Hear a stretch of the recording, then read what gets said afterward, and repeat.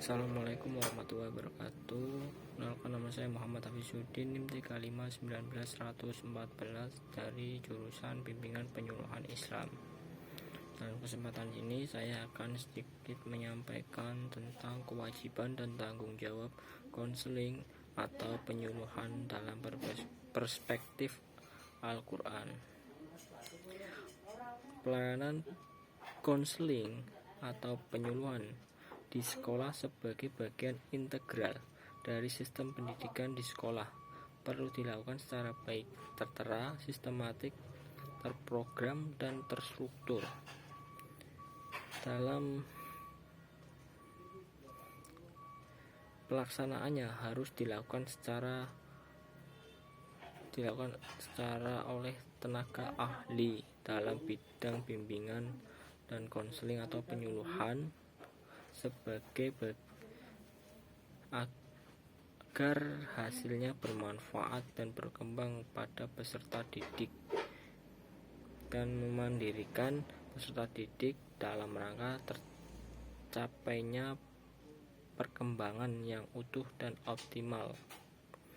Layanan bimbingan konseling atau penyuluhan Islam adalah upaya sistematik, objektif, logis, dan berkelanjutan secara terprogram yang dilakukan oleh konselor atau guru pembimbing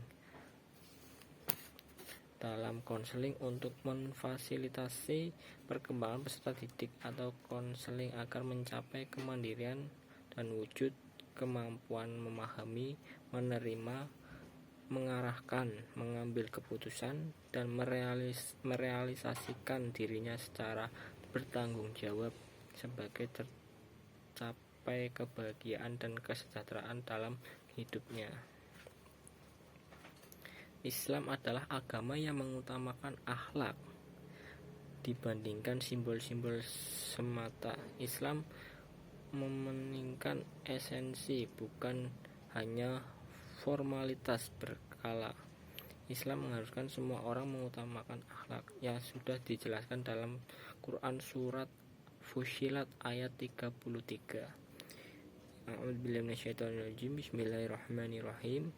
Wa man ahsanu qawla mamma da'a li Allahi wa animal khokhliha wa qala inni min muslimin, yang artinya, dan sampaikan yang lebih baik perkataannya daripada orang yang menyeru kepada Allah dan mengerjakan kebaikan dan berkata, sesungguhnya aku termasuk orang-orang yang muslim.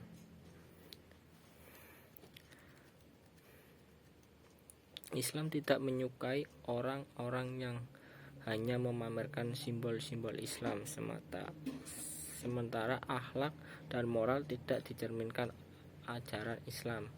Perilakunya justru bertentangan dengan Islam, seperti sombong dan menilai ibadah seseorang, bahkan menyalah-nyalahkan.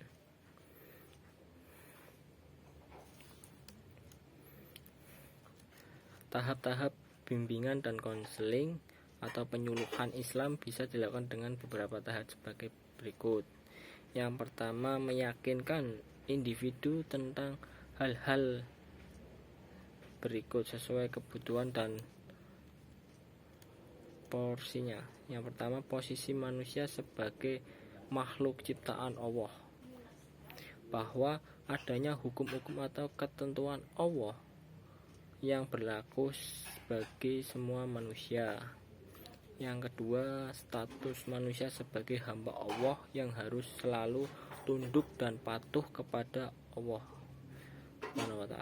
Yang ketiga, tujuan Allah menciptakan manusia, yaitu agar manusia melaksanakan amanah dan bidang keahliannya masing-masing sesuai ketentuan Allah. Yang keempat, ada fitrah yang dikaruniakan Allah kepada manusia,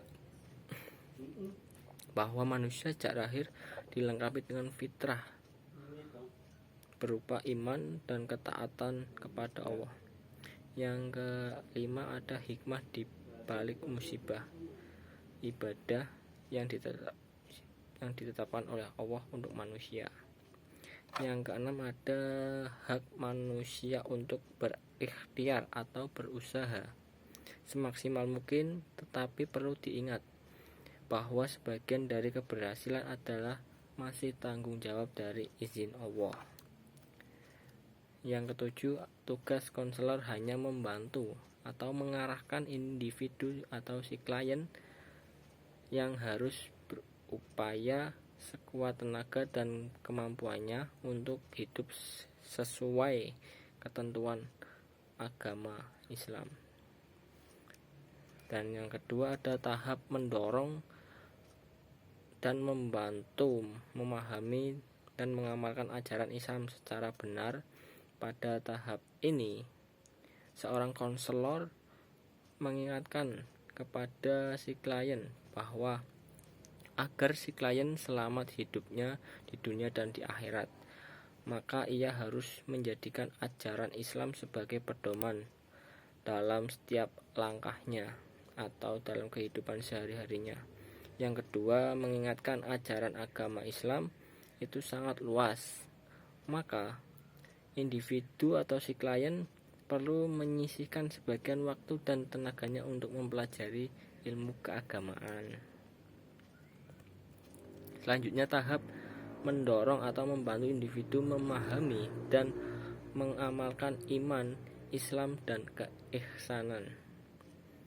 Mengingat iman bukan hanyalah ucapan, tetapi harus diaktualisasikan dalam kehidupan sehari-hari dalam bentuk ibadah. Maka individu atau si klien didorong untuk mengamalkan apa yang dipelajari di saat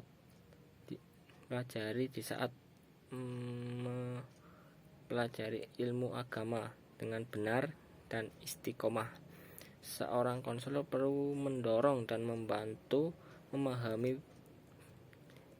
beserta mengaktualisasikan terhadap si klien dalam kehidupan sehari-harinya. Sekian, terima kasih yang bisa saya sampaikan. Wassalamualaikum warahmatullahi wabarakatuh.